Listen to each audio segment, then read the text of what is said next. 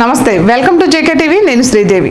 సమాజంలో మంచి చెడు రెండు ఉంటాయి. సినీ పరిశ్రమలో కూడా మంచి వాళ్ళు ఉంటారు, చెడ్డవారు ఉంటారు.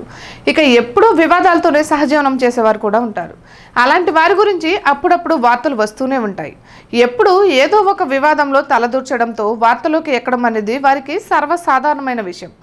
పాతతరం హీరోయిన్లలో అలాంటి మనస్తత్వం ఉన్న వారిలో జి వరలక్ష్మి ఒకరు. ఆమె జీవితమే వివాదాలమయం. తోటి నటీనటులతో, దర్శక నిర్మాతలతో దురుసుగా ప్రవర్తించడం, చేయి చేసుకోవడం వంటి ఘటనలు ఆమె జీవితంలో కోకొల్లలు. వాటిలో కొన్ని ముఖ్యమైన వాటి గురించి తెలుసుకుందాం. నటిగా జి వరలక్ష్మికి ఒక ప్రత్యేక స్థానం ఉంది. ఆత్మవిశ్వాసం అనేది ఆమెకు మెండుగా ఉండేది.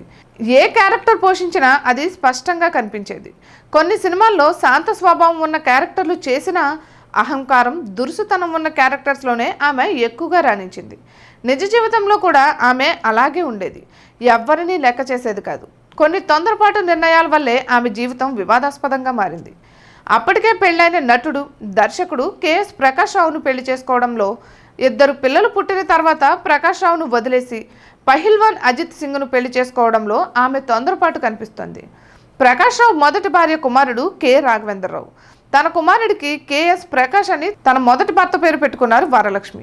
కెఎస్ ప్రకాష్ సినిమాటోగ్రాఫర్గా, కె రాఘవేంద్రరావు దర్శకత్వం వహించిన ఎన్నో సినిమాలకు పనిచేశారు. వివాదాలు, గొడవలు కొని తెచ్చుకునే వరలక్ష్మిని ఆ రోజుల్లో కొందరు రౌడీ వరలక్ష్మి అని, పిచ్చి వరలక్ష్మి అని పిలిచేవారు. ఎల్వి ప్రసాద్ దర్శకత్వంలో రూపొందిన ద్రోహి చిత్రంలో కెఎస్ ప్రకాష్ రావు, వరలక్ష్మి జంటగా నటించారు. లక్ష్మీరాజ్యం ఓ కీలక పాత్ర పోషించారు. ఆ నిర్మాణ సంస్థకు ప్రకాష్ రావు మేనేజింగ్ డైరెక్టర్. తాను కంపెనీ ఓనర్ భార్యను అనే అహంభావం వరలక్ష్మికి ఉండేది. అందుకే లక్ష్మీరాజ్యం మీద ఆధిపత్యం చూపించాలని ప్రయత్నించేది. ఇది లక్ష్మీరాజ్యంకు నచ్చేది కాదు.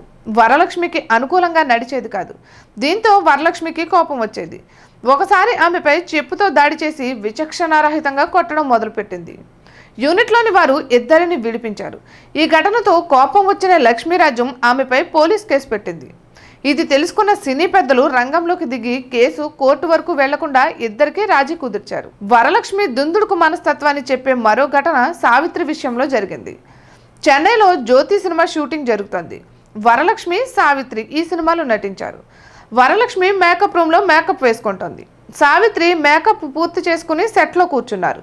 ఆమెకు కాస్త దూరంగా తండ్రి వెంకటరామ చౌదరి కూర్చున్నారు.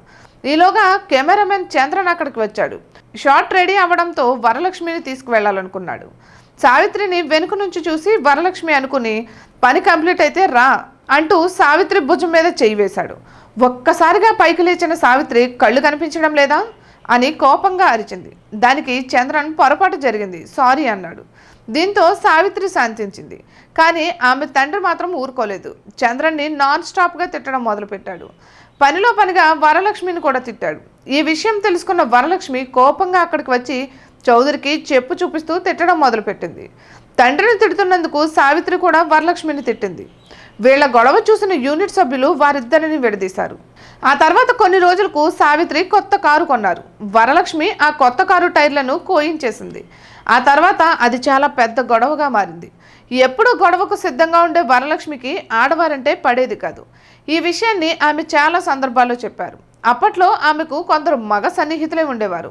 కస్సుపుస్సులాడుతూ కయ్యానికి కాలు దువ్వేందుకు ఎప్పుడూ సిద్ధంగా ఉండే వరలక్ష్మి అంటే ఎవ్వరికీ నచ్చేది కాదు. అందుకే ఆమెకు స్నేహితుల కంటే శత్రువులే ఎక్కువ మంది ఉండేవారు. ఇక ఇటువంటి మరెన్నో వీడియోస్ కోసం జేకే టీవీని సబ్స్క్రైబ్ చేసుకోండి. Hi guys, subscribe to JKTV. Subscribe to JKTV. Please subscribe to JKTV. Subscribe to JKTV. Hi అందరికీ నమస్కారం. Please subscribe JKTV. అందరికీ నమస్కారం. Please like, share and subscribe JKTV.